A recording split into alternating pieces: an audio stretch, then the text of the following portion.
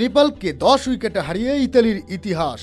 প্রথমবার টি-20 বিশ্বকাপ খেলতে এসেছে ইতালি। আর বিশ্বকাপের মঞ্চে নিজেদের দ্বিতীয় ম্যাচেই নেপালকে 10 উইকেটের বিশাল ব্যবধানে হারিয়ে ইতিহাসও গড়ে ফেলল ইউরোপের দেশটি। টি-20 বিশ্বকাপের ইতিহাসে এটি ইতালির প্রথম জয়।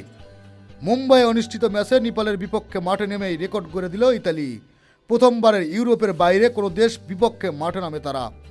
ম্যাচের শুরুতে ব্যাট করতে নামে নেপাল। মাত্র 5 রান করে আউট হন কুশল পুন্দাল। 20 বলে 20 রান করে আউট হন আরেক ওপেনার আসিফ শেখ। মাত্র 14 বলে 23 রান করেন দলনেতা রোহিত পৌদেল। আর 18 বল খেলে 17 রান করেন দীপেন্দ্রা সিং আইরি। এছাড়াও 3 রান করে লোকেশ বামক, গুলশান ঝা। দলের হয়ে সর্বোচ্চ 27 রান করেন আরিফ শেখ। এছাড়াও সন্দীপ লামিচানে ও কারান সিং কেচি 18 রান করেন।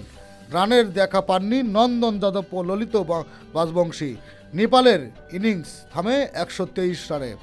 124 রানে জবাবে ব্যাট করতে নেমে শুরু থেকেই আগ্রাসী ব্যাটিং করে থাকেন ইতালির দুই ওপেনার জাস্টিন মস্কা ও অ্যান্টনি মস্কা।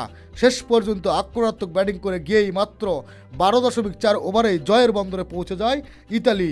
দুই ওপেনারের 50 দেখা পেয়েছেন। মাত্র 44 বলে 60 করেন জাস্টিন মস্কা ও মাত্র 32 বলে 62 রান করেন অ্যান্টি মস্কা। অপরাজিত থাকেন। খেলাধুলার আপডেট নিউজ পেতে চ্যানেলটি সাবস্ক্রাইব করে আমাদের সাথেই থাকবে।